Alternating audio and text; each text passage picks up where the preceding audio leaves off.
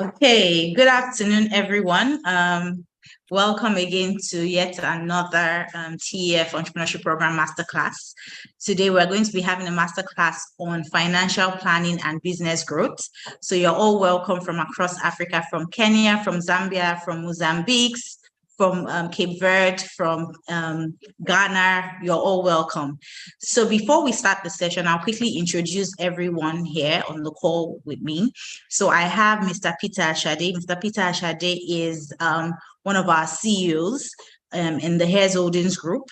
Yesterday you met Owen, and now you're meeting Mr. Peter. So Mr. Peter is the CEO of United Capital, is an expert in the financial space, and is going to, teach you and give you more information on how to have proper financial planning and business growth.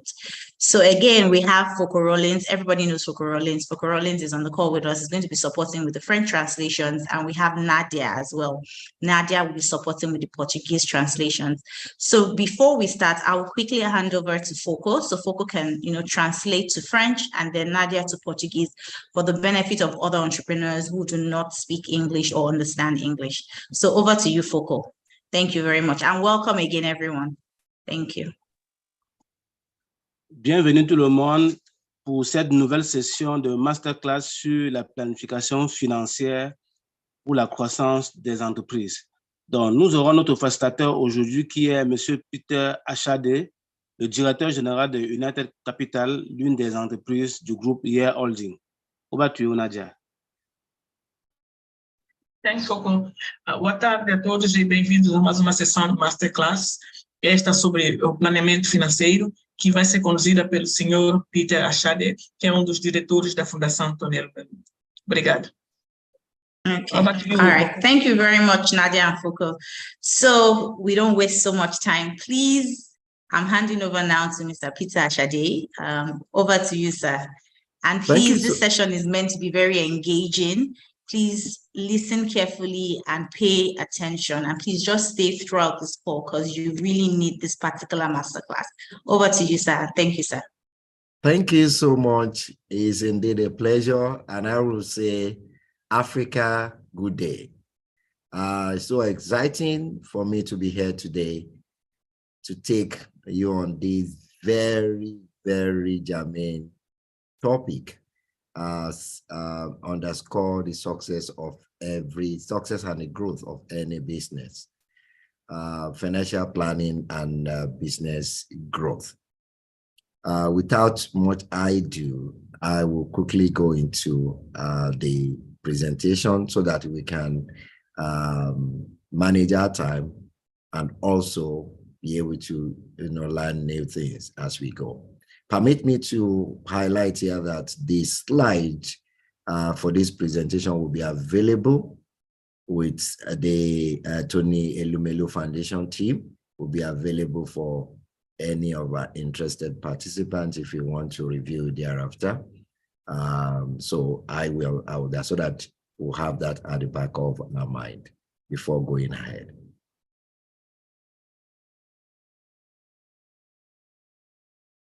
The table of content that is going to guide our discussion today will look at introduction, elements of financial planning. We'll look at succession planning. That's first we'll be looking at example of failed business resulting from poor financial planning. That will take us to conclusion. Then we'll look at Q&A. Donc, au menu ce jour, nous allons commencer par une introduction. Après, on aura les éléments de planification financière. En troisième position, la succession des plans. En quatrième position, on verra un exemple de business qui a échoué à cause d'une mauvaise planification financière. Et en cinquième position, la conclusion avant de passer aux questions-réponses. Nadia, please.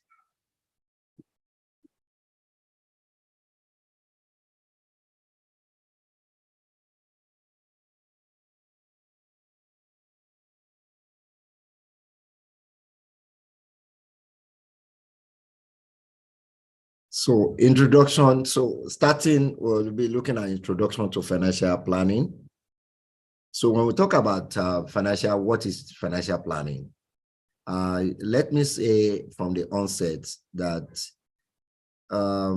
when we talk about business enterprise, apart from the people, are followed by the structure. The third major thing, we talk about under the structure, we have governance and all that. The third major area is the financial part of it. If your business is not an NGO, one thing that is critical for you is to be profitable. That business must be sustainable. And when we are talking about growth, you can't be talking about growth without talking about financial, without talking about profitability. So finance is a currency that every forward-looking and sustainable business must take along. So we're starting from what is financial planning, as it were. And I'm going to look at it under 4 quadrants. The first quadrant we'll talk about, when talk about financial, financial planning is a combination of 2 words. We're talking about financial and we're talking about planning. The financial, we go take that to analytics. Planning, we take that to management. When we infuse the 2 together, it gives us a different quadrant entirely. So in financial planning, the first thing is goal setting. You cannot run your business without having a particular goal in your mind. You must have a clear goal that will aid your financial planning. And again, it's talking about systematic, comprehensive and systematic approach to say that this is goal we want to set for ourselves. Where do we want to operate? And all this we go alongside. So you must have clarity of your objective as an organization or as a business enterprise. It's very key. The next story to talk about current plan. What is your current plan? Is your current plan at the starting point, or you are at another level? Just like we have product life cycle, we have organizational life cycle, we have human life cycle.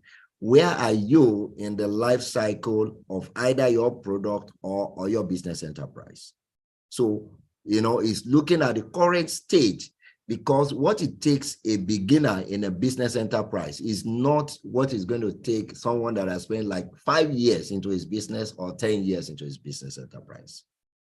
So in financial planning, you want to look at what is your current state, because it dictates how you move on from there. Going from there, you look at the long-term strategy. So having in mind your current state, you want to say that because you want to grow, don't never forget, we're talking about financial planning and business growth. So if you must grow, you must think beyond today. You must factor in your long-term strategy. So it is very important that we say, creating a long-term strategy that will help you meet your lifetime financial goal and aspiration. You must have that. So what is my long-term strategy? So in the current plan, so in doing that, you want to say short-term, then move to long-term.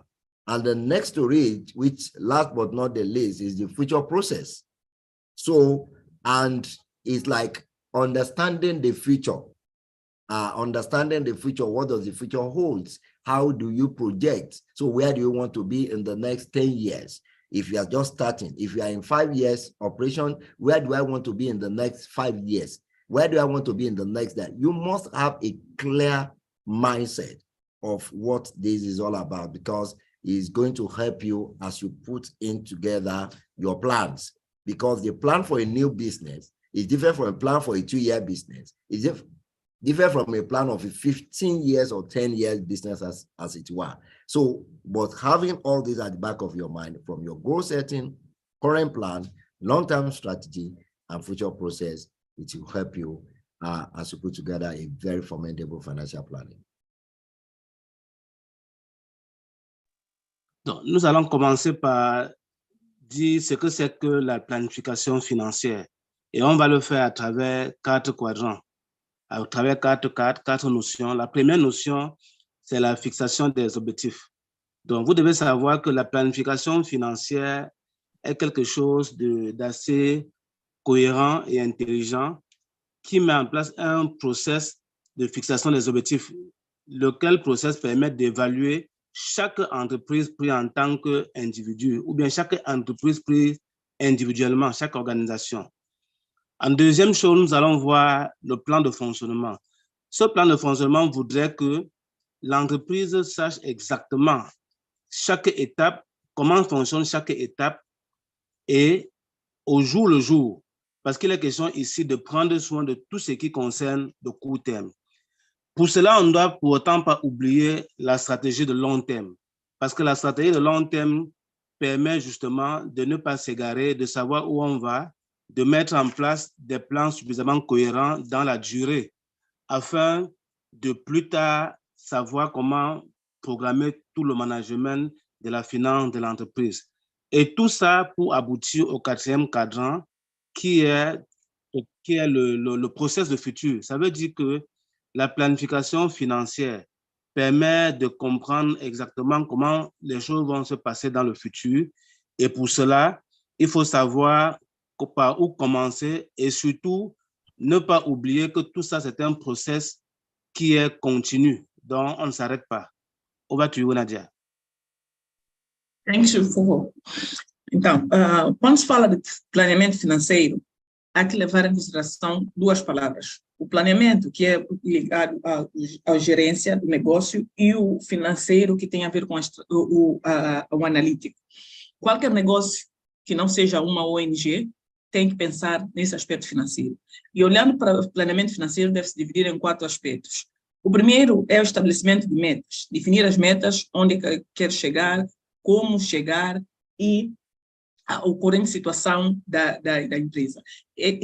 Ao analisar a ocorrente situação, tem que se fazer um plano corrente, plano atual para onde a empresa está, fazer um plano passo a passo de onde está e onde quer ir.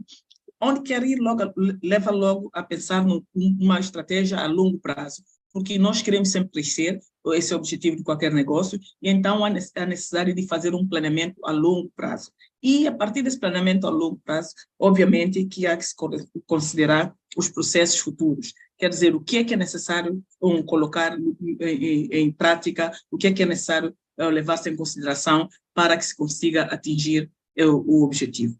Obrigada. Over to you, Mr. Peter. Thank you, Nadia. So we're going, don't forget, I highlighted earlier that this slide will be available with the Tony Elumelu Foundation team. So you can call for it at the end of the day to learn more. And I'm equally available to give support in terms of further insight. So we'll be going to elements of financial planning. And when we talk about elements of financial planning, here, this encompasses various elements, they're working together.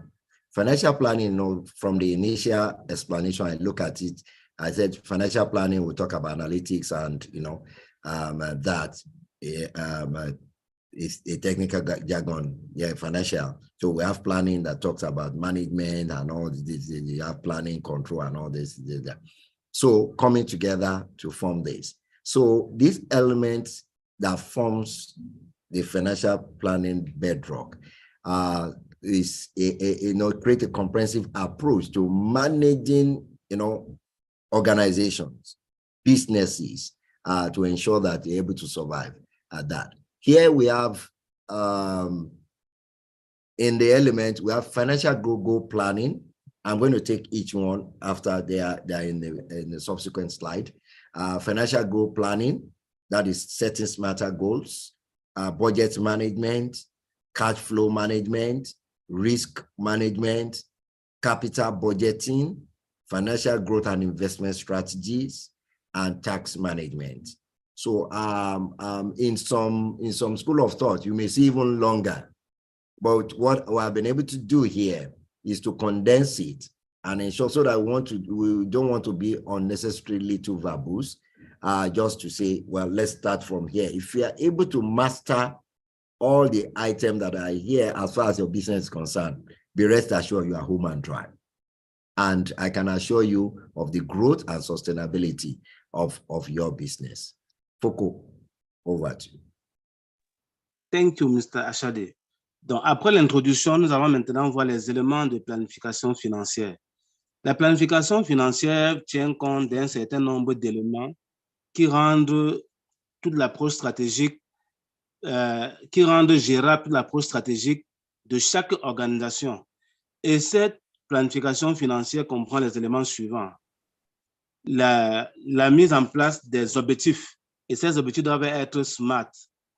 Le budget, la gestion budgétaire, la gestion de la trésorerie, la gestion des risques, la gestion du capital et de la technique, la gestion des investissements et tout ce qui est stratégie de croissance, et enfin, la gestion de la fiscalité. Voilà les éléments importants dans une planification financière. Over to you, Nadia.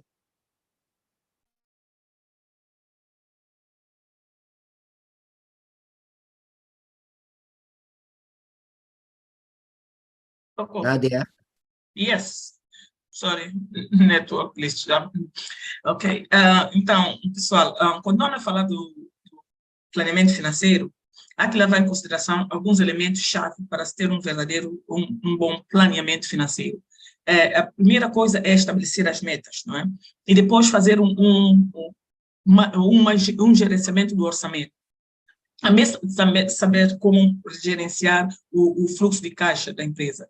Obviamente, há que fazer também uma análise de risco, né? Que é basicamente identificar os riscos financeiros e avaliar o capital da empresa ou como vão poder alterar o capital da empresa. O financiamento tem que levar também em consideração as estratégias de investimento, estratégias para crescimento. E, obviamente, o muito importante, os impostos. Como gerenciar os impostos, como fazer para estar em conformidade com a lei em relação aos impostos. Thank you, Mr. Peter. Thank you. So start from the first element, which is talks about goal setting. Goal setting is quite very important in even our personal life, organizational life, name it. Goal setting is very, very critical, because if you can't set a goal, then there is nothing to work for. It is very critical. As an entrepreneur, you must create a comprehensive financial plan, outlines that is needed to achieve your goal. So one thing is to set your goal. You have set your goal, but we need a financial goal setting. So we have set your goal. You now want to say, how can you balance it up using, and your financial plan should include most of what we're going to talk about. You talk about budgeting, cash flow projection, which we're going to look at as we go. So here under goal setting, we are looking at SMARTer. What we have been used to before as a smart goal. Your goal must be smart, but a school of thought has come up and say that no, we are not going to be talking about that we're not going to be talking about our goal. We're not going to be talking about our goal being smart now, but our goal will be smarter. And when you look at smarter, from S, talk about specific, measurable, actionable, risky, time-keyed, exciting, and relevant. Very, very key. I will say it again. Specific, must be specific to the, you see, when you break it down, and part of what I have here is that what needs to be accomplished. Yes, your goal could be very big. You can want to be a Fortune 500 company, but you can't get there overnight. You must, even if you said that, you must break it down into pieces. What do we really want to accomplish, and who is responsible? So in being specific, you want to look at the activity and the personality. Who would be responsible? You know that within your sphere of organization, you have who is, maybe you are in production or manufacturing, you have the procurement team, you have the manufacturing team, you have the business analysis team, you have the finance team, you have the marketing team. You must know who does what, and all these things is within an ecosystem that work together to achieve that. Measurable, again, you must quantify it, in bits and pieces to reach the finish line. So you must be able to say, this my goal is measurable. What gets measured, get done.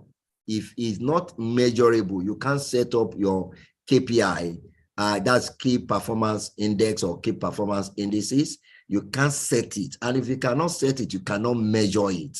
Regardless of any business you find yourself, you must be able to set measurable goals there, actionable. And, when we talked about that, must be clear and definite. Must be clear, no ambiguity, clear and definite. And because if your team have a clear understanding of the expectation, it makes it very easy to do. Next, talk about risky and, how big is your goal? In financial management, you hear the higher the risk, the higher the return. If you can't take any risk, you don't expect anything in return. So it is very critical to what extent can you take that risk. And the bigger your dream, even if you don't achieve it, where you will land will be far, far better for you. So you should be able to look at that. Time keyed, very, very, very. A SMART goal must be time bound. If you must win in your space, you must have a time keyed goals. It must be associated to time. This must be done within 3 months, within 6 months, within 8 months, within 1 year, 2 years, and all that. I must tell you, in United Capital today, we have 3-year strategic plan. Out of that 3-year strategic plan, every three years, we go ahead to review it. However, when we set aside the 3-year strategic plan, we will now pick it year by year. We will designate it and say, year 1, this is what we must do.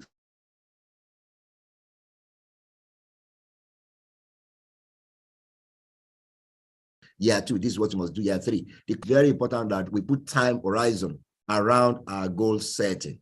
The next one is to, make it very exciting. To make it quite very exciting. So you could have many goals, but if those goals are not exciting, you will not have any reason to even activate it. So for you to activate it, it must be exciting, maybe in terms of packaging it, and ensuring that you use that to motivate yourself. The final one talks about being relevant, which again regardless of how you have broken it down, it must be relevant to the overall objective of the organization. They're very important. If all your goals, those specific, measurable, and all that, if it's not relevant to the overall objective of the organization, then it's needless to even start the journey in the first place. Foko, you have the floor. Thank you, Mr. Ashade. Le premier élément que nous allons voir, c'est le fait que vous devez avoir des objectifs smarter. Donc, ce n'est pas uniquement smart comme on a l'habitude de dire, mais c'est plutôt smarter. Et pour cela, nous devons veiller à ce que nos objectifs soient spécifiques. Ça veut dire que ça doit être quelque chose d'assez clair et pour lequel il y a des responsabilités bien définies. Ça doit être mesurable. Donc, au fur et à mesure qu'on avance, on doit pouvoir avoir des unités qui permettent de savoir si on avance ou si on recule. Ça doit être actionnable. Actionnable, ça voudrait dire qu'on doit pouvoir les mettre en petites portions réalisables. Ça doit être à risque, parce qu'on dit plus vous prenez des risques, plus votre affaire marche. Donc, plus on prend des risques, plus on gagne. Donc, ça veut dire qu'il ne faut pas seulement éviter le risque, mais vous pouvez vous mettre dans des activités à risque, mais maîtriser ces risques parce que ça peut créer beaucoup de valeur. Ça doit être contenu dans un temps. Il faut qu'on sache le temps de début et qu'on sache aussi le temps de fin. Tout doit être bien défini dans la durée. Ça doit être quelque chose d'assez palpitant pour vous. Parce que si quelque chose n'est pas palpitant, n'est pas excitant, vous ne serez pas motivé. Et enfin, ça doit être un défi réalisable. Ça doit être quelque chose qui vous pousse vraiment à l'action et pour lequel vous devez vous approprier. Over to you, Nadia. Thanks, Foko. Então, de novo, quando se fala do planeamento financeiro, tem que se pensar em nós falamos que o primeiro passo é de estabelecer metas. As metas têm que ser, aqui diz smart, essa palavra em inglês quer dizer inteligente, mas muito mais do que inteligente. O que é que significa essas letras? O específico que vem no específico quer dizer que o objetivo tem que ser exato. O que é que é?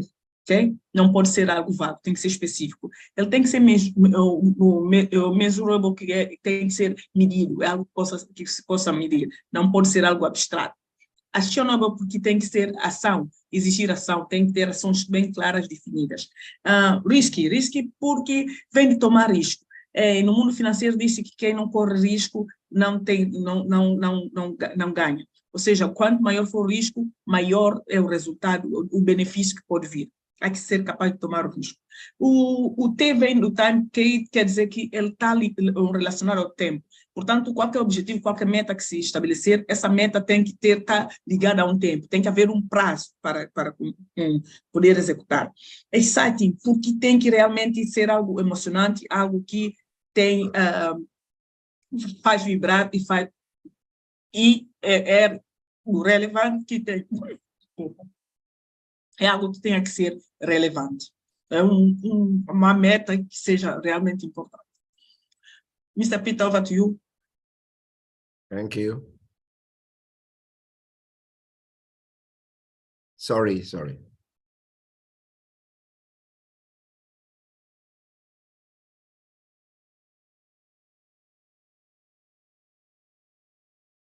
So the next one talks about budget management. Under the budget management, we'll be looking at budgeting and budgeting process. Budget is, a visual of what you intend to achieve financially for a particular given period. You could have budget for 1 month. You could have budget for 1 year. You could have for 6 months, but it's like we define it in financial terms of what you do here. Without much ado, you see, from beginning to the end, you continue to hear goals, objective, because everything in financial planning must sit on your goal as an organization. So you can't do anything void of, the last smarter goal talks about relevance. So your goal, that is why where we started from, is even understanding your goals.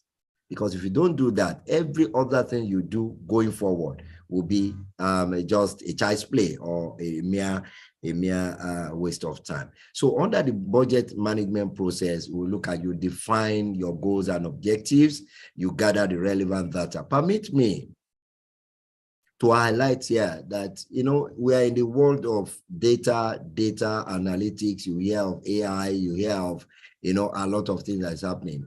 Right from day one, and for businesses that have been in operation, if you don't have data about your operations, then you are not ready for business. Data gathering is very, very, very important. Your business must be sustainable and must grow. You can't play with data.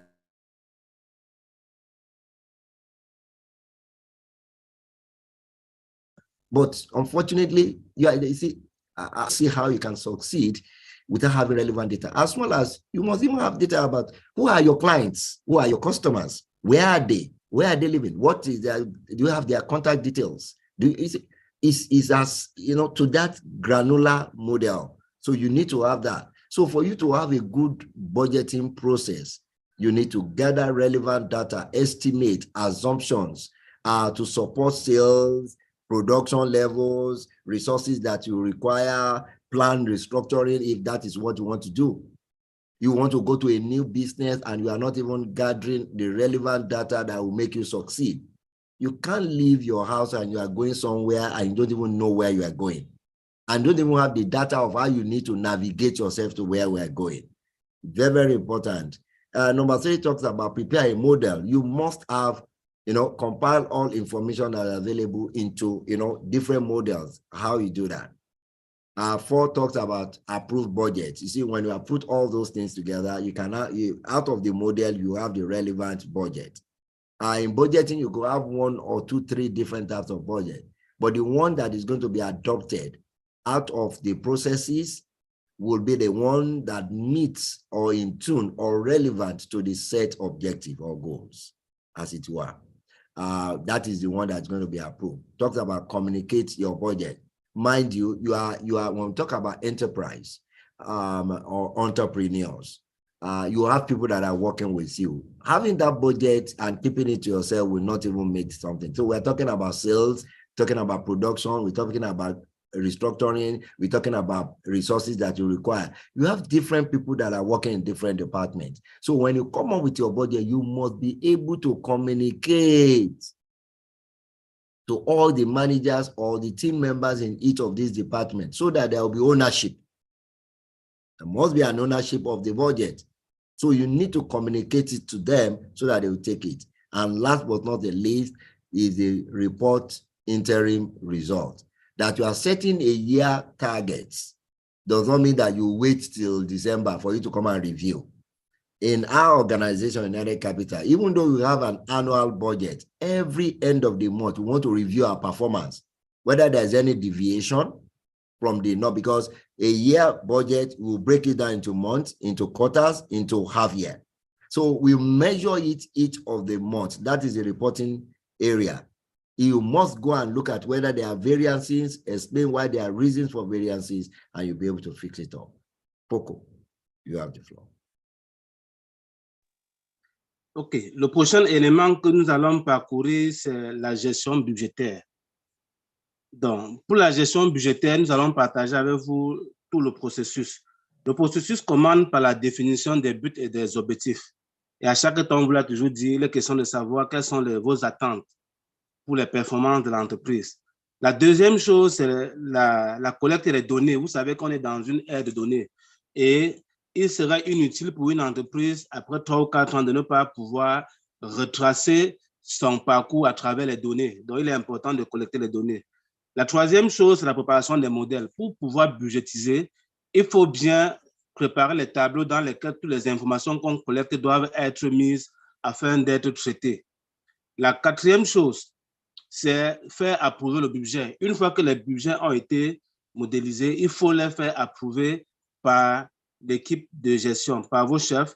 Et en cinquièmement, communiquer sur ces budgets. Les collaborateurs doivent être au courant des objectifs que l'entreprise s'est fixés. Et pour finir, quand on a un budget, il faut de temps en temps évaluer. Ça peut être à chaque semaine, chaque mois, chaque trimestre. Toujours est-il qu'il faut à chaque temps vérifier, faire un suivi, évaluation des objectifs qui ont été fixés. Over to you, Nadia. Thanks, Foucault. Então, o segundo aspecto seria a gestão do orçamento, ok? E essa gestão do orçamento está quebrada em 6 aspectos a considerar. O primeiro é definir as metas ou objetivos, ok? Que têm que ser quantificados e saber que sejam de encontro às expectativas da empresa, para o futuro da empresa. O segundo aspecto é ir em busca dos dados. Qualquer empresa tem que ser capaz de ter dados, seja dados de vendas, dados de produção, enfim, todos os dados devem ser registrados e disponíveis. Depois prepara-se um modelo. Nas empresas grandes há um comitê que vai preparar vai usar esse modelo para chegar ao orçamento. Obviamente, uma empresa pequena é muito mais simples. Esse orçamento preparado passa por uma aprovação, que normalmente também é uma comissão para isso nas empresas grandes, mas nas empresas pequenas é muito mais prático, é fácil. E esse orçamento, então aprovado, é comunicado a todos. E depois há o relatório, né? O informar, que também deve seguir para que todos estejam a par. De relembrar aqui 2 aspectos. Esses slides vão estar disponíveis para depois vocês pegarem com a TEF e também assinar a lista de presença. Obrigada. Mr. Peter, over to you. Thank you.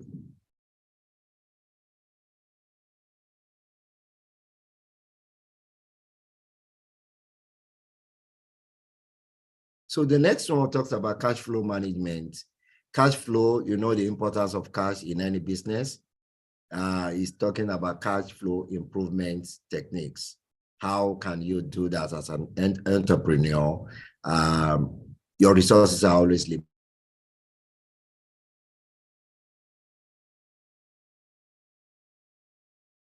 So how do you manage those cash flow, allocate it wisely, look at objective, prioritize what you want to do? You could have a lot of elements, but if you don't allocate your cash appropriately, you're going to be stifled, and this could affect even your growth as an organization. And so we're talking about financial planning and business growth. So part of what we'll be looking at is just 6 elements that makes up this. The first one talks about delaying payment. Delaying payment is to ensure that you are able to get a credit period over your pay. Like for instance, now you have your vendors, you must have a payment period.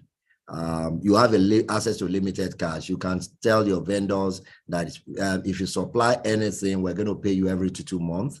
We're going to pay you every 2 weeks. We're going to pay you every 1 month. You see, what that will afford you is that you enable you manage your cash. So you could just imagine the cash that will be available in your business in the next 1 month, as into paying the same cash out today. It means you will have deprived yourself of the benefit that cash, because cash is king in any business. Cash is king. So it's quite very important that you could adopt that. The second one is a reduction cost. So if you can reduce your cost, looking at your overall expenses, you do a cost cutting measure, put it in place. Reduction of cost could go even up to your lighting, your power, power generating, a lot of areas you look at your cost.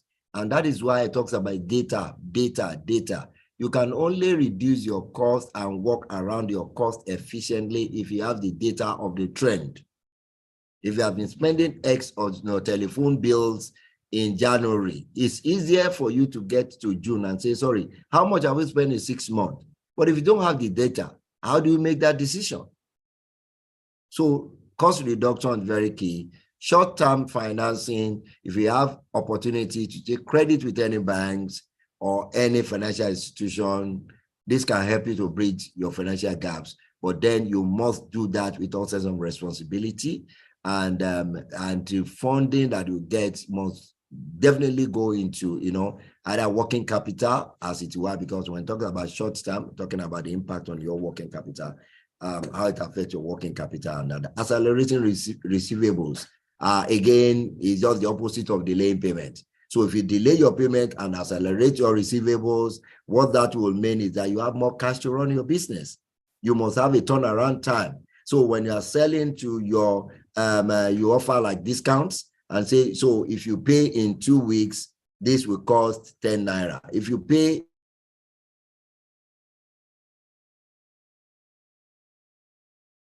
we will sell it to you at 9 naira. If you or 9 shillings, or the case may be. If you do it in 1 month, it's going to cost you like 15 naira. So when you use those incentives to make people want to pay on time, inventory management, very key. It's like managing your resources and ensure that there is no lacuna. What is your holding stock? Holding stock for both raw materials and finished goods. Holding stock. So it's not sufficient that you are unable to sell your materials or your products, but for as long as you keep it, there are inventory costs associated with it.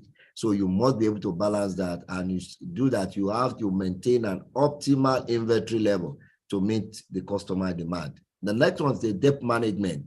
Definitely a growing business will have debt, but you must have a structure or framework in place to ensure that you are able to manage this debt, either the debt to you or debt you are owing some other organization, like you may be owing financial institution, or you have some of your creditors and your debtors owing you. You must be able to have a framework in place to ensure that, because it's about cash, you want to see what can you give away to ensure that you are able to have enough cash to run that business. Foco. Thank you, Mr. Achade. Donc, le prochain élément que nous allons aborder, c'est la gestion financière, la gestion de cash, des flux de trésorerie. Donc, vous devez savoir qu'une entreprise, pour rester stable, a besoin d'honorer régulièrement à ses engagements. Et pour cela, la gestion financière, nous allons l'aborder à travers 6 points principaux. Le premier point va être vos délais de paiement de vos clients, pardon, de vos fournisseurs. Donc, il est important, en tant que bon leadership d'entreprise, de toujours gérer les délais de paiement qui sont à la faveur de votre équilibre financier. La deuxième chose, c'est la réduction des coûts. Alors, ici, pour réduire les coûts, tout à l'heure, on vous a parlé de la collecte des données. Il vous sera difficile de réduire les coûts si vous n'avez pas une maîtrise de vos données, de l'analyse de vos coûts, parce que cela importe pour l'équilibre budgétaire. La troisième chose, c'est la gestion financière à court terme. Il est important pour vous à chaque temps de savoir quel est votre besoin en trésorerie, afin de voir en fonction des délais, les décalages et gérer avec la banque ou une microfinance qui vous aidera en cas de besoin d'un crédit spot. La quatrième chose, c'est l'accélération de vos créances. Donc, autant vous avez intérêt à allonger les délais de paiement de vos fournisseurs, autant vous avez intérêt à raccourcir les délais de paiement de vos clients. Et pour cela, il y a des techniques comme par exemple, vous dites à un client, si tu payes avant tel jour, le prix va coûter tel. Donc, on fait un moindre prix ou on lui fait des discounts ou bien des acomptes au cas où, non, pardon, on lui fait des réductions financières au cas où il paye avant. Donc, c'est des politiques financières que vous pouvez mettre en place pour encourager les clients à vite payer. Donc, le prochain point, c'est la gestion des stocks. La gestion des stocks aussi est importante pour que l'entreprise ait toujours le nécessaire pour pouvoir produire, ou bien que les produits finis ne mettent pas long au sein de l'entreprise. Il faut rapidement les convertir en cash pour équilibrer votre gestion financière. Et bien évidemment, une entreprise ne peut pas fonctionner sans les dettes. Donc, il est aussi important d'avoir une bonne politique de dette que vous négociez avec votre banque, soit les dettes à moyen terme ou à long terme, en gérant bien les taux que la banque peut mettre à votre disposition. Tout ça va dépendre de votre comportement et de la notation que la banque a envers vous, surtout du risque de crédit. Over to you, Nadia. Thanks, Foucault. Ok, continuando no planeamento financeiro, nós vamos olhar agora para o planeamento do fluxo de caixa. Aqui, novamente, há 6 aspectos a considerar. Como é que se planeia para se ter um fluxo de caixa favorável? O primeiro aspecto a considerar é tentar atrasar os pagamentos, quer dizer, entrar em acordo com os vossos fornecedores para que vocês paguem depois de algum tempo, buscar estratégias que não vos obriguem a tirar toda a vossa caixa para pagar a prestadores de serviço e fornecedores. O segundo aspecto a considerar seria a redução dos custos. Ok, planeia como reduzir os vossos custos.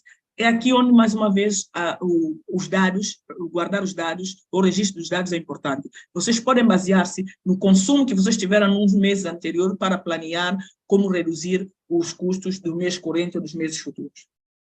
Em financiamentos a pouco termo, curto prazo, basicamente aqueles financiamentos que vocês podem estar em negociação com os bancos, quando o vosso banco, vocês têm relação com eles, e pedir ou cartas de crédito, pedir alguma forma de financiamento curto, não financiamento longo, para vocês poderem atacar algo de emergente, algo que surja, assim, de repente. Ok, acelerar os recebimentos. Ok, quando a gente faz trabalho, muitas vezes nós temos clientes que pagam-nos depois. Então, há clientes que demoram a pagar. Vocês têm que encontrar formas para incentivar os vossos clientes a pagarem o mais rápido possível, para assim poderem ter mais fluxo de caixa. Gerir os inventários. Muito importante, saber o que vocês têm em mão, como usar, quanto tempo vai levar, não exagerar em ter inventário em mão, que muitas das vezes é dinheiro parado. Enfim, gerir o inventário é importante para a gestão do fluxo de caixa. E, finalmente, gerir as dívidas, não é? Saber como pagar, priorizar aquelas mais urgentes, deixar outras para depois, enfim, fazer aí uma gestão das vossas dívidas para, no fundo, tudo isso ajudar no gerenciamento do fluxo de caixa. Mr. Peter, over to you. Thank you. So the next one talks about risk management. So this is just identifying the risk around your business, your enterprise. So it's like you understand, and for you to do that, you must even have an understanding of your business environment, because the business environment is determined by the type of business you run.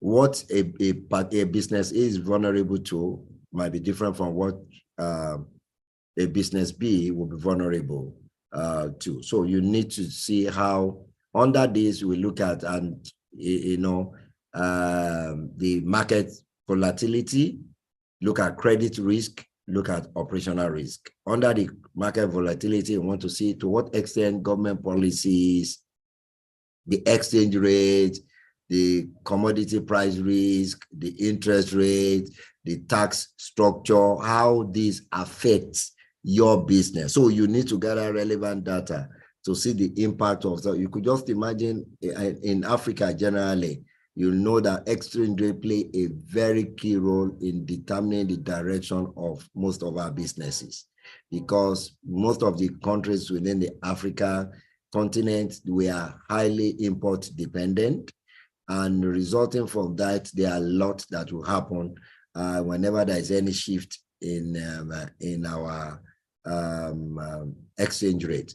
We'll talk about the issue of credit risk, and this arises from potential customers. You know, we have talked about it under the cash flow too. Giving lower credit and getting credit. Using incentive to ensure that you are able to. So we're talking about customer credit risk, supplier credit risk. Under operational risk, you'll be looking at internal process of business continuity planning. Because your business could be threatening, resulting from a lot of factors, natural disasters, a lot of factors, names it. So identifying these risks and employee training, employee competence. So it's not sufficient that you identify these risks, but you put mitigants. Nothing is sufficient enough to keep you out of business if you already know the issue. So you must be able to not only identify this risk and look at the impact on your enterprise, then you can now put in place mitigants that will enable you work around it. Sincerely, there is nothing that we stated there. We, just like I said,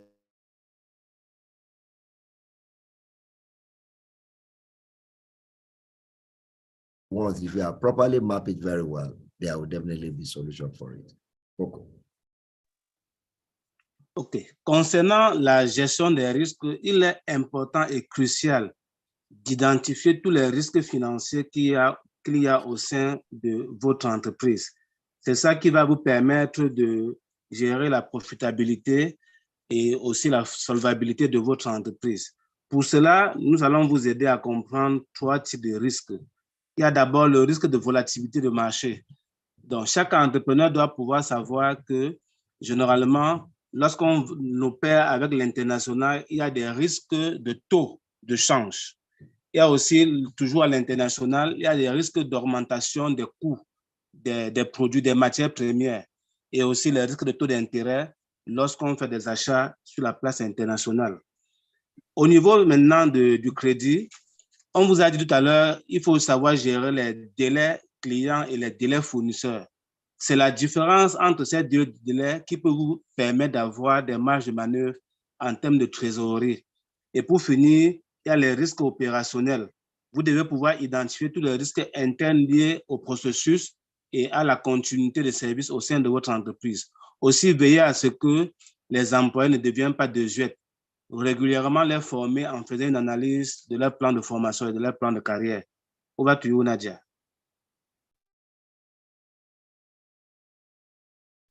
Socorro. Então, vamos falar agora da gestão de riscos, que é o mesmo que identificação dos riscos financeiros. Nesse ponto, quais são os aspectos a considerar? Primeiro, a volatilidade do mercado. Okay? Um empreendedor tem que saber ver qual é o risco do seu mercado, onde atua. Qual é o preço das comunidades relacionadas ao seu mercado. Okay? Tem que ser basicamente conhecedor do mercado onde atua. Depois há o risco de crédito. É que sempre considerar qual é o risco, qual é o que se deve tomar, até que ponto deve tomar risco quando se tem a ver com um cliente, com fornecedores, com parceiros, enfim. Tem que fazer uma análise para saber se vale a pena eu entrar fazer crédito a essa pessoa, por exemplo, ou vale a pena, ou é melhor não fazer. Portanto, tem que conhecer o risco associados ao seu aos seus fornecedores, seus parceiros, fornecedores e clientes. Depois há o risco operacional, não é? Há que analisar, considerar os riscos que tomar. Às vezes a gente tem que tomar decisões importantes de negócio e tudo isso tem a ver com a operação e são riscos que se tem que tomar, é parte do negócio. Okay? Mr. Peter, over to you. Thank you. So next one talks about capital budgeting techniques. We'll not waste much of the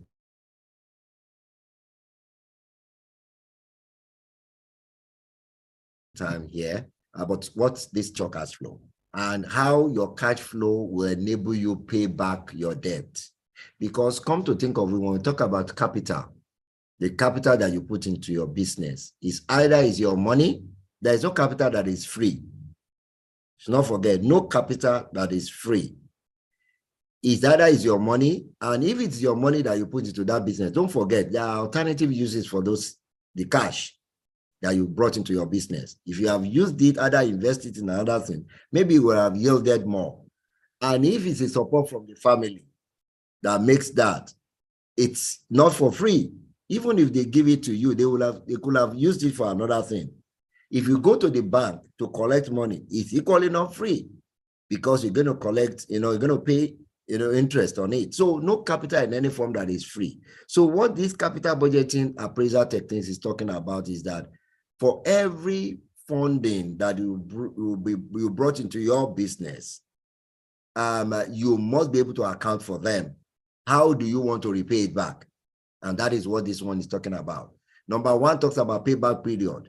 How long will it take your revenue, the revenue you generate from your operations to pay back the initial outlay, which is your capital?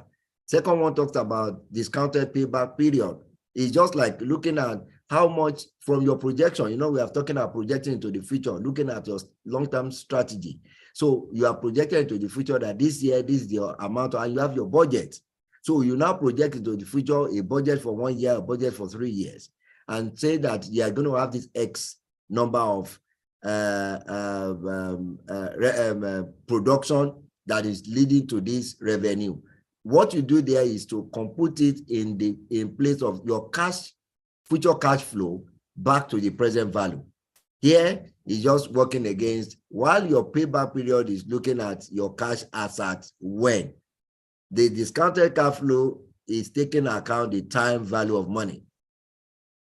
Your net present value is, again, is looking at it, haven't taken into consideration both the inflow and the outflow. That's the difference. So whereas then your net present value, we will now be able to say that if you bring X into the business to commence it, and your discounted cash flow over a period of time is Y.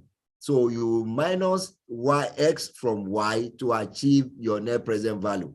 So to know whether that business, if you have a negative net present value, then you must think twice before you go. In some places or in some businesses, you do this before you even start that venture. You compute it before you even start your venture to even know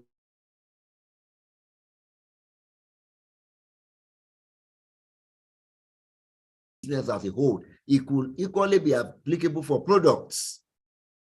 You could apply for each of the product or each of the business area that you are going to within the overall objective of your enterprise. And the last one talks about the internal rate of return. It's like, talking about the net present value. At what point in time will your net present value equal to 0? So at that point in time, it's like we're talking about at that point in time. So you are saying that is 0 and you are not making any loss. You are breaking even. So anything in addition could lead to either positive or negative. So which is very key. So this key area talks about the key budgeting appraisal techniques. Thank you. Poco. OK. Concernant la budgétisation du capital, nous allons partager avec vous 4 techniques principales. Vous devez déjà savoir que pour mettre en place une entreprise, il faut de l'argent et aucun argent n'est gratuit. Aucune somme qu'on vous donnera ne sera gratuite. Par conséquent, il faut bien analyser de façon interne comment est-ce que votre société fonctionnera. Pour commencer, nous allons parler de la période de paiement, de la période de retour. Donc ici, la période de retour, c'est une analyse financière qui vous permet de savoir en combien de temps il vous faut pour avoir le montant d'argent que vous avez investi, c'est-à-dire les revenus que vous allez avoir, les bénéfices que vous avez. Combien de temps de bénéfices vous faut-il pour avoir le montant que vous avez mis au départ? La deuxième notion, c'est la période, la période actualisée. OK, c'est la période actualisée.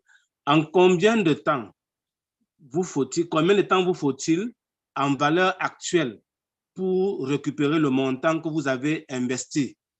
Vous comprendrez mieux la valeur actuelle, ce qu'on arrivera au choix. Parce que ici, dans la notion de temps, on a aussi tenu compte de l'actualisation des sommes, des revenus, afin de faire revenir l'argent par rapport à une situation initiale.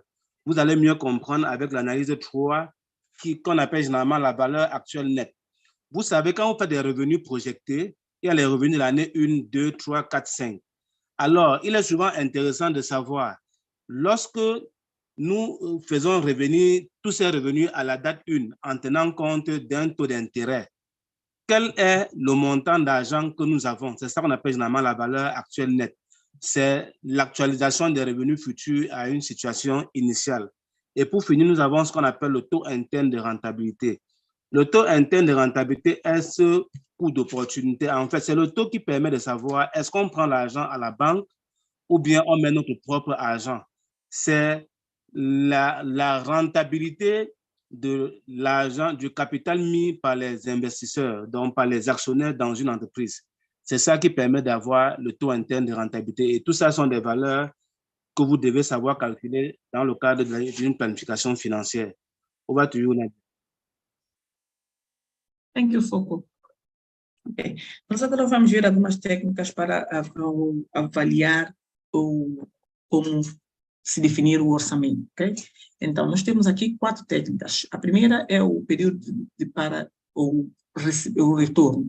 Okay? O período de retorno é basicamente quanto tempo vais levar a recuperar o dinheiro investido no negócio. Essa técnica ajuda a determinar até quanto tempo o teu investimento vai ser recuperado.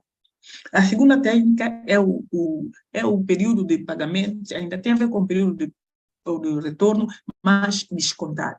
Quer dizer que aqui tens de levar em consideração um período mais com um certo desconto, com uma tolerância para ter o retorno do seu investimento de capital. O terceiro método é o valor líquido presente.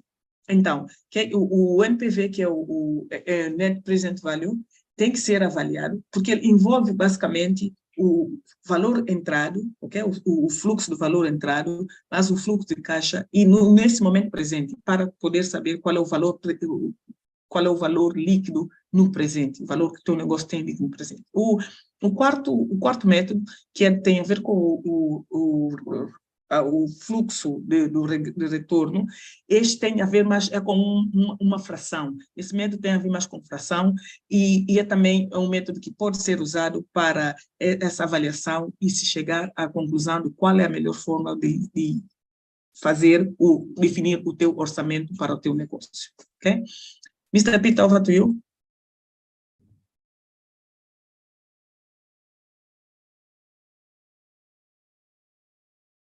So this, next we talk about financial growth and investment strategy.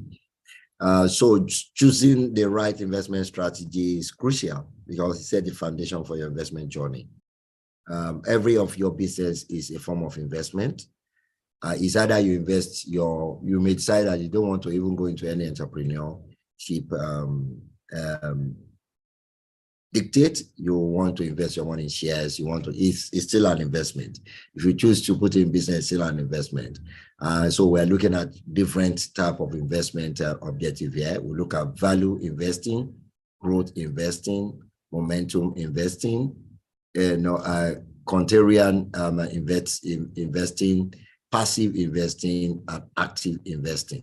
So this, you have the because of our time, we still have some couple of slides. I will not go into nitty-gritty of this, but these are areas, if you get the slide, you can always, get the details from each. But what I've tried to do here is to present this so that, again, is for you to have more than enough, because this is a master class.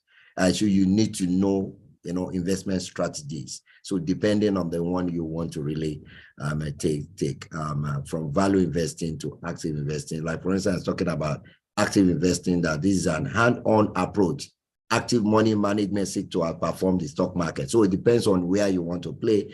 Why some people will choose to play in real estate, some people will play in stock market, some people will play production, and that's manufacturing. Some people want to go to agri, some people want to go into different sectors. So so for everyone you take, there, these are the color that it gives to you depending on your outlook as a persona. Foco. Ok, le prochain élément, c'est les éléments de croissance financière et de stratégie d'investissement. Nous vous rappelons que c'est un masterclass, vous aurez ce support tel qu'on l'a dit, et on ne va pas en détail, on ne va pas forcément en détail de certaines choses. Donc, dans cette stratégie, nous allons partager avec vous quelques-unes, comme par exemple l'investissement de valeur, comme l'investissement de croissance, l'investissement dans le momentum, l'investissement contrariant, l'investissement passif et l'investissement actif.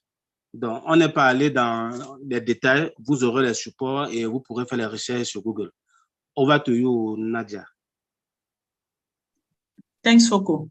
Ok, nós agora vamos falar das estratégias para o investimento financeiros e também para o crescimento financeiro. Nós aqui vamos tentar ser bastante breves, aliás, estou a ser breve. Vocês se recordam que vão ter esse slide para depois poderem ver com calma, ok? Que são as estratégias que existem. Nós olhamos para o investimento do valor, investimento para crescer, investimento momentâneo, quer dizer, um momento, alguma coisa que surja e vocês queiram fazer investimento contrário para haver uma mudança, o investimento passivo, que é aquele colocado aos poucos, e há também um investimento ativo, que onde se encontra, se vê o resultado de forma mais agressiva. Ok? Para não se esquecerem de assinar a lista de presença. Mr. Peter, over to you. Thank you. So the last but not the least here, before we look at some other areas that other giveaways, I'll call that giveaways. We'll look at tax management, stay in compliance with tax regulation. Tax is indeed very, very critical, not only in Africa, but across the world.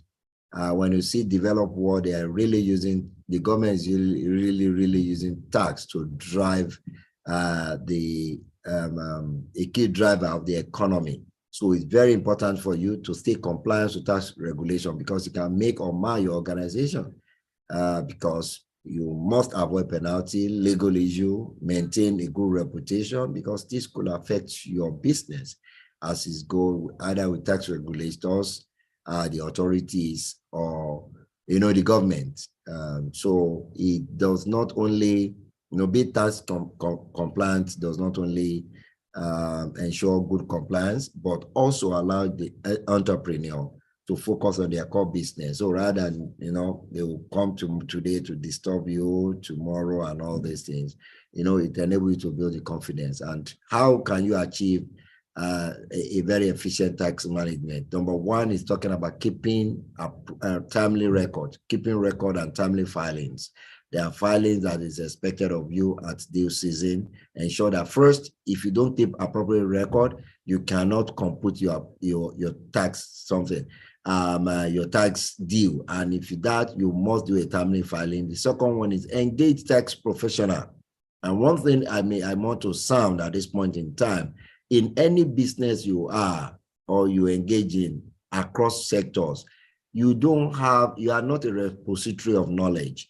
There are some other areas that is outside your scope. Be fact to yourself and be true to yourself to seek for professional guidance where you think you are limited. in terms of exposure. It's not only about tax, it's from other areas, business management. Like I talked about capital appraising the other time. You may not have the capability, but that should not be an excuse. We have some people that is their area of competence. That's their profession. You engage them because this will help you as you grow your business. The next one talks about register for appropriate tax, understand tax regulation, separate personal and business finance. Don't mingle. They call it commingling. Don't commingle your own business money and all that because it gives you a lot of issues. Because at the end of the day, you may be paying more than the required tax to government if you don't take care of that. Documentation and receipts. Very, very important that you have all these things because it helps to manage your tax and stay compliant with regulation. Coco. Dernier élément que nous allons voir aujourd'hui, c'est tout ce qui est gestion de votre fiscalité. Il est important et dans tous les pays au monde, c'est la même chose que lorsque vous avez une entreprise, vous devez être en connexion avec la régulation, avec les lois fiscales du pays. Pour cela, vous devez avoir une comptabilité à temps réel. Donc, vous devez pouvoir savoir à tout moment quelles sont les entrées, quelles sont les sorties et tenir régulièrement la comptabilité. Si tenir la comptabilité est compliqué pour vous, vous n'êtes pas expert en tout. Il est important pour vous de recruter des professionnels de la fiscalité. Il y a des fiscalistes un peu partout afin qu'ils puissent faire ce boulot pour vous. Ceci est valable pour tout ce qu'on fait depuis aujourd'hui. Vous n'êtes pas des experts financiers. Donc, en cas de nécessité, entourez-vous des consultants nécessaires pour faire tout ce qui revient des aspects financiers. Troisième chose, c'est de vous enregistrer pour les taxes appropriées. Donc, veillez à tout ce qui est taxes liées à votre activité pour être en règle avec les lois. À la suite, il est bien évidemment important de comprendre les lois de votre environnement. Ensuite, évitez de mélanger votre finance personnelle avec la finance de l'entreprise. Ça ne marche pas comme ça. Auquel cas, vous risquez un procès en abus de biens sociaux. Et pour finir, tout ce que vous faites en entreprise doit être documenté. Vous devez savoir donner les reçus quand vous recevez de l'argent, faire des factures et ainsi de suite. Et c'est ça qui permet de tenir une comptabilité. Over to you, Nadia. Thank you, Foco. Ok, pessoal, agora nós vamos falar do cumprimento da obrigação fiscal, ok? O gerenciamento dos impostos. É muito importante aqui qualquer empresa estar em paz com as regulações ou as leis do seu país. Cada país tem a sua lei, então há que cumpri-la. Para isso, o que é muito importante, o primeiro aspecto muito importante é saber manter os registros. Tenham os vossos registros, todas as faturas, todas as despesas, todos os registros bem guardados para que possam ser usados. Ok? Entende as leis dos impostos do vosso país, a legislação fiscal do vosso país. Vocês têm que entender para ter sucesso nesse aspecto. Depois, vocês têm que não é esperar que vocês saibam tudo sobre como pagar os impostos, que tipo de impostos e por aí. Mas, nesse caso, vocês podem sempre buscar a ajuda de profissionais dos impostos. Há pessoas, há contabilistas, pessoas preparadas para tratar disso. E também, outro aspecto a considerar aqui é separar as vossas despesas pessoais das despesas do negócio.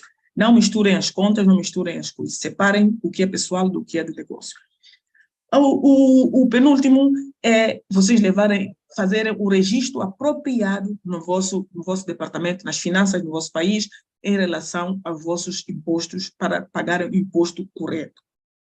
E o último, mas não menos importante, é documentação. Guardar sempre, manter a vossa documentação bem atualizada e pronta a ser usada. Registro quer dizer faturas e tudo, enfim. Mr. Peter, over to you. Thank you, Nadia. I get in there. So the next one talks about succession planning. So this will be the addition. So we finally come to the end of this, the element. So I've tried to bring in this in. Why? Because you see in this part of the world, when the owner, the major, promoter of a business dies, some business will not even last 1 week. Some will not even last 1 month. Some might struggle 1 year. 6 months. You see that. But when you go to Europe, you go to America, you talk about Ford today. The promoter of Ford is gone long ago. But you see businesses running into thousands of years, hundreds of years. You know, the difference between ourselves and them is that right from the onset, they are built in the succession planning. Having it in mind is that there is nobody that will live into perpetuity. At one point in time, you will die. But the question is that do you want your business to die with you? If your business will not die with you and you want your business to transcend you, you must be deliberate right from day one to say, how do you structure it to ensure that you are able to do that? And I put together here the key step for succession planning for an entrepreneur. The first one is you start early. And look at on top, I say succession planning for an entrepreneur is the process of preparing and transitioning the leadership and ownership. Yes, you are still very young. You are 25 years old. You will not be 25 years old forever. You are 35 years, you will not be 35 years old forever. At one point in time, you'll be 70 and you will not have that strength any longer. You don't wait until then. You start early. And we talked about leadership and the ownership of their business to a successor or a new generation. Things keep changing. Policy change, government change, environment change, business policy do change. But to what extent have you built in the shock absorber to ensure your business continuity? And why this is relevant is because we are talking about financial planning and business growth. If you are talking about business growth, it means your business must transcend you. Must, even after your demise, this business must still continue to be in existence. And key things here, you start early, identify potential successor. It is not in all cases that your successor will be your child or your ward. It could be an external factor. What is important is that you put a proper structure that can still take care of your family even upon your demise. Identify potential successor, invest in the development of the successor. Invest in the development of the successor, communicate and be transparent in all this, and monitor. You monitor it over time. An identified successor could change over time. If you discover that is where monitor and adjustment comes, you may think, and in all cases, as you are developing your business, you could even have more than one successor. And that's why you're having successors.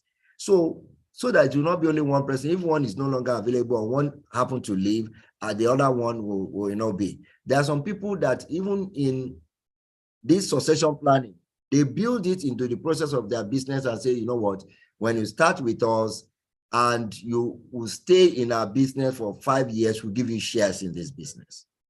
Again, it's a succession planning strategy.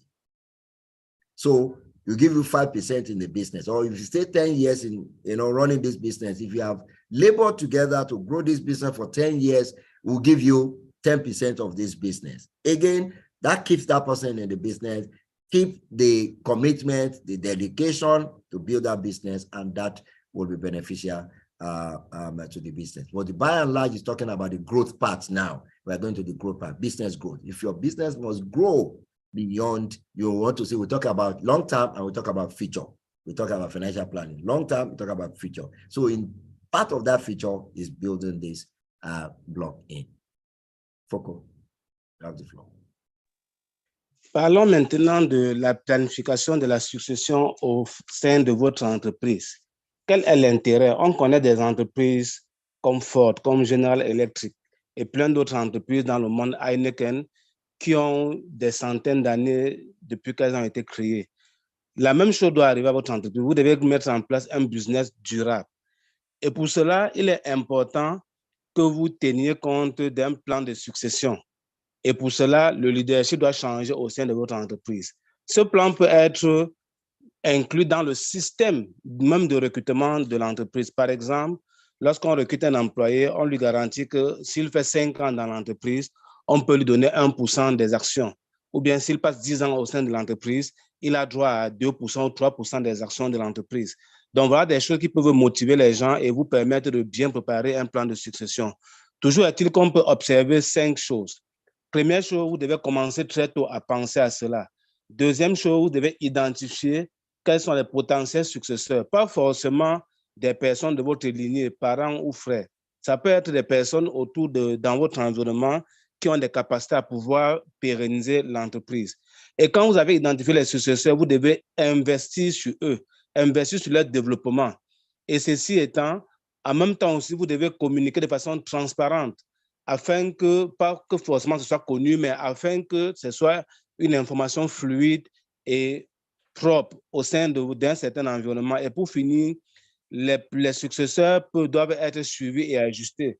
Ça veut dire que ça peut déjà être plusieurs personnes pour plusieurs postes différents, pour plusieurs responsabilités, mais toujours est-il qu'il peut arriver au cours du parcours qu'on change. Nul n'est éternel.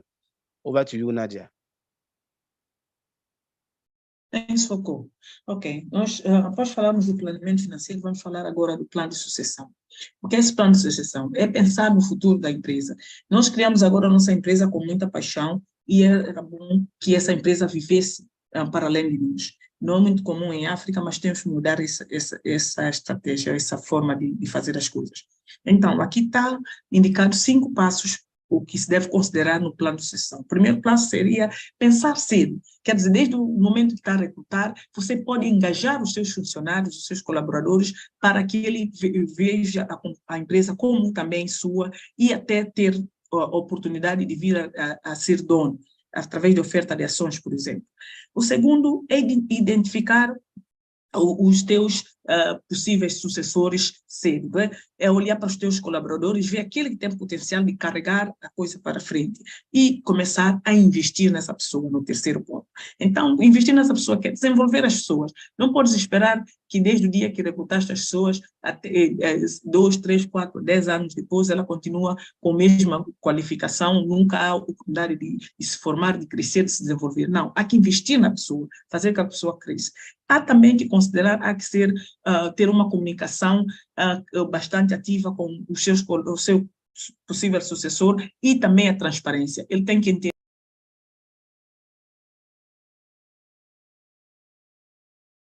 Sorry, Nadia. Yes, sorry. I know I went to mute. You muted yourself along. Yes, thank you.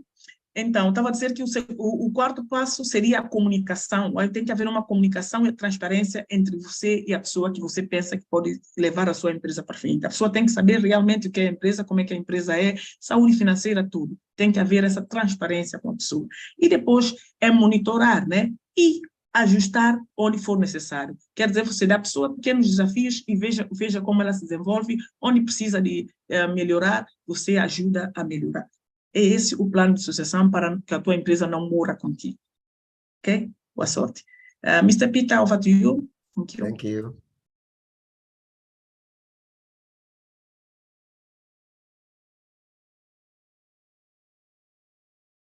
So here you just have the benefits of succession planning. It aids continuity of your business, preserving entrepreneurial legacy, retaining key employees, business growth and adaptability. And again, it creates prosperity of the business beyond their tenure. No matter how long you stay in that business, you have a tenure because you are limited in horizon. You are limited in any way. You can't be there forever. So you have a limited horizon. One day you're going to shut down. So you must think about the future and be able to put that there. Foucault. Oui, nous partageons avec vous quelques avantages d'avoir un plan de succession. Il y a la continuité dans le business, il y a la préservation de votre héritage, il y a la rétention des employés et enfin la croissance et l'adaptabilité du business. Comme je vous l'ai dit, nul n'est éternel, il faut penser à tout ça. À un moment ou à un autre, on peut passer de l'autre côté. Over to you, Nadia. Thank you, Foucault. Então, aqui estão alguns benefícios do plano de sucessão, como, por exemplo, a continuidade do teu negócio em operação, negócio não morre, preservar o legado do empreendedorismo na sua família, no seu ambiente. Reter os funcionários-chave, quer dizer, você tem a oportunidade de manter aquelas pessoas que são boas na empresa e, obviamente, o crescimento e a adaptabilidade. Com o tempo, a empresa se adapta e cresce. Mr. Peter, over to you. Thank you. Thank you. Here we have an example of business that fail resulting from bad decision. I will not take this. So this is just for you to give examples of businesses that are managed. So we look at corporate governance here. It's about even, growth, something planning to drive growth. We have a corporate governance issue. We have financial issues. We have management leadership issue. If you talk about accounting loophole, fraudulent reporting, we talk about data, bad management, poor risk management framework, weak bank credit administration, all these. So we just use this as an example, but because of our time that's fast spent, we'll not waste on this. Our conclusion here is that the financial planning is important for business growth. Very, very important. And the benefit of financial planning and how it aids that, it aids decision making. If you have a clear overview of your direction, you tend to even move, better, stronger, and, closer to your goal. It helps in risk management, which are, when you look at most of these are things that affected some businesses to fail in the past. It aids business growth. It aids cash flow management, and immediately you are in control of your cash. It enables you to even grow the business beyond planning. It creates investors' confidence. A small business today could grow into a very, exponential or gigantic organization tomorrow. But it's a function of, and when it gets there, you now start having investors, both local and international, in your business. So it's very, very critical. So having thought through this plan, you can navigate through a complex. Yes, we have the financial system very complex. There's no doubt. But painstakingly, you agree that you are not you don't have everything in control. So those areas that you cannot control, you rather give it out and let other organization, professional handle it for you. Where you have area of your core competence, you concentrate on it, and you have a bigger goal, an audacious goal that you can follow, then sky is not even the limit for you as you grow your business. Thank you. Foko. Pour conclure, nous allons voir globalement quels sont les avantages d'avoir une bonne planification financière.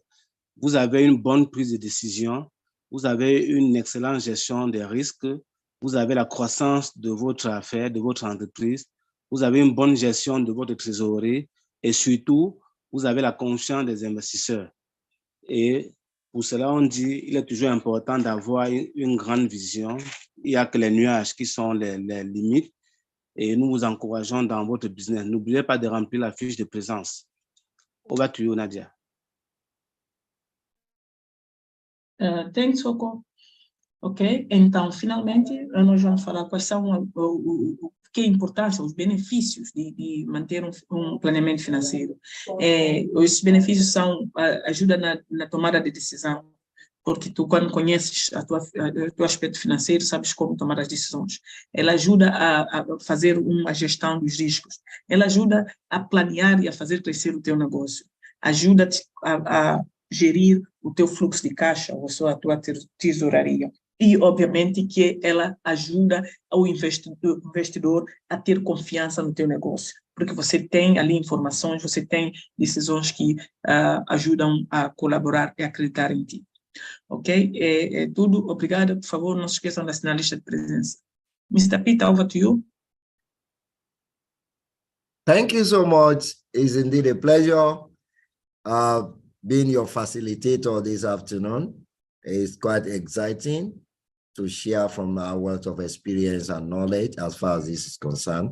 While I wish you all the best as you pivot your dream in all the facets of the business endeavors that you have chosen to pursue, be rest assured that it could be turbulent out there.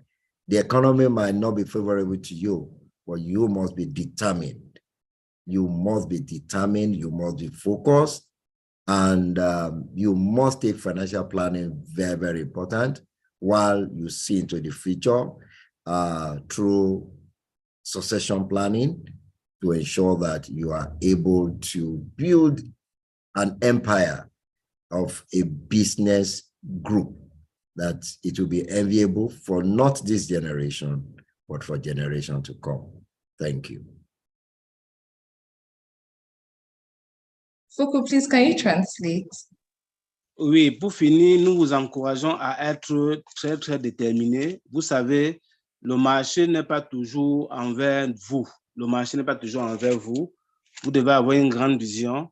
Vous devez savoir mettre en place votre plan de succession afin de bâtir des empires et des groupes d'entreprises gagnantes. C'est pour cela que la formation vous donne que la fondation vous donne tous ces masterclass afin que vous soyez aussi des entrepreneurs gagnants. Over to you, Nadia. Thank you, Foko. Ok, finalmente o senhor Peter está a dizer, a agradecer-vos por ter escutado, a dizer que essa lição levem convosco para a vida.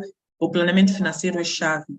Planeia também a vossa sucessão, para que o vosso negócio não morra convosco, para que vive para sempre. Mantenham o registro financeiro, mantenham vossos registros todos, porque é só para o bem da vossa empresa. A empresa pode ser pequena hoje, mas amanhã pode vir a tornar-se uma empresa grande numa bolsa de valores. Boa sorte a todos. Obrigada. Mais uma vez, lista de presença será assinada. Adora, over to you. Thank you. Okay, thank you so much, sir. So I've been getting this question. It's been prevalent. I don't know if you can just take, if you have available for one question. Go ahead, Adora. Okay, sir. So the question states that what are the key indicators I can look out for when selecting successors for my business?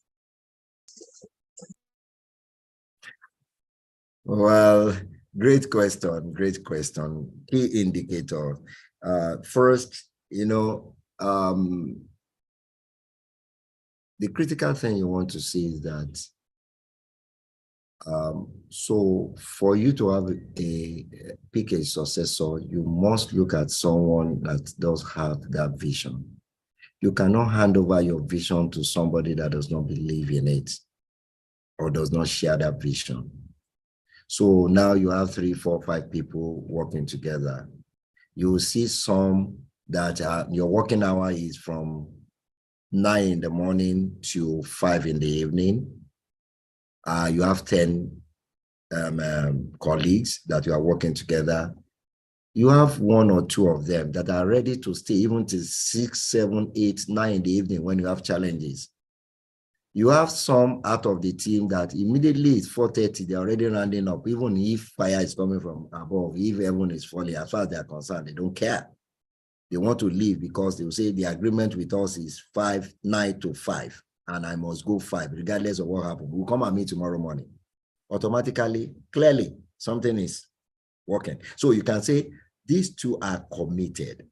For them to be able, whereas these other 2, if you just tell them, please, we have to wait to finish this, they will not complain.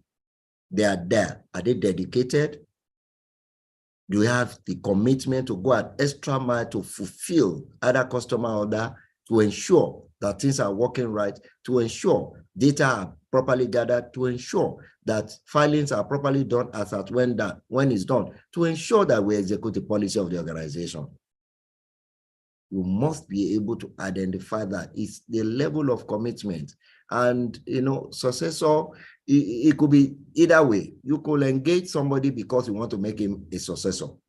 But unfortunately, in most cases like that, you don't validate that person until he's joined the organization. You could get somebody in and you discover that he's not even serious in any case. He might be good on his job, but he's good on his job to the extent that I'm just working here to make ends meet, to earn my living. Tomorrow I leave. Whereas you see some, I'm working here with total commitment, even if it's not 100%. If you can see an iota of that, yes, you can do that. Another thing you can do is, through your policies. You will have a policy. What is a policy that supports succession? Why must you be an owner of 100% in a dead company? when he can own 5% of a living, not only existing, but living organization. So it's about human mind. It's about human mind. You can have a policy in place that supports that, so that people that are working with you will have the mindset that if I work in this organization to this extent, I have something to show for it. And as this organization is growing, it increases commitment and dedication, because you know, if I work very well, 5 years and this company is growing, then I will have 5% there. If they are doing profit sharing, I'm going to collect 5% of the profit they are going to share as the owner of this company, or we give opportunity to say you can buy our shares. All these things, you know, galvanize, you know, commitment that leads to succession planning and, you know, succession picking of your successor. Donc, nous allons prendre une question. La question est celle-ci. Quels sont les indicateurs clés qu'on peut avoir pour déterminer qui est un bon successeur? Donc, la réponse est simple. La réponse banale, c'est dans une entreprise, par exemple, lorsque les heures de travail, c'est de, disons, 8h à 18h. Vous avez des gens, 17h55, ils sont déjà en train de partir. Quelle que soit l'activité qu'il y a, les commandes ou bien les données à collecter, le gars vous dit, après l'heure, ce n'est plus l'heure, et puis il s'en va. Donc, il est important ici de savoir qu'un bon successeur, c'est cet indicateur-là. C'est quelqu'un qui est engagé, il est prêt à travailler même après les heures de travail. Et ça se voit dans sa façon de faire. C'est quelqu'un qui n'est pas là uniquement pour de l'argent. Les autres qui ne sont pas de bons successeurs, c'est des gens qui sont là uniquement pour gagner leur vie. L'avenir de l'entreprise, eux, ils s'en foutent. Et tout le monde, ils appuient ça assez clairement. Ou bien vous, le leader ou le chef d'entreprise, vous devez avoir cette jugeote de déterminer et savoir qui sont ceux qui sont engagés pour l'avenir de l'entreprise. Et on a aussi dit, il est important de savoir que ces personnes qui s'engagent sont des personnes qui n'ont pas l'esprit du genre « je veux tout pour moi seul ». Donc, à quoi ça sert d'être dans une entreprise qu'on a à 100% et qui ne fonctionne pas, au lieu d'aller être dans une entreprise qui fonctionne très bien et où on a juste 5 à 10% de part. Donc, c'est pour dire que généralement, le bon successeur, ça se voit dans son comportement. Il partage la même vision que le porteur de projet et son comportement suit. Over to you, Nadia. Thanks, Soko. Ok, nós vamos responder a uma questão que foi levantada por alguém e queria saber quais são os indicadores-chave para se descobrir alguém que pode vir a ser um sucessor no seu negócio. Então, o senhor Peter estava a dizer que não há uma fórmula mágica, mas há coisas que se pode notar. Pode-se notar, por exemplo, a dedicação do funcionário. Pode-se notar se essa pessoa é aquela que partilha a visão do teu negócio contigo, partilha a tua visão da empresa. É alguém que realmente não está lá só para ganhar o dinheiro, mas está lá porque acredita que esse negócio pode e tem a ver e possa vir a ter sucesso. Basicamente, é uma série de coisas, mas você tem que prestar atenção, analisar a pessoa, se calhar até testar a pessoa para chegar à tua conclusão, ok? Obrigada. Now it's Adora. Thank you, everyone. Thank you, Mr. Peter. It's been a very, very wonderful session. Adora, you have the floor. Okay. Okay, thank you so much, sir. We've come to the end of this session. Thank you, Mr. Peter Ashade. Thank you so much for this engaging and insightful session. I believe everyone has gotten smarter. So,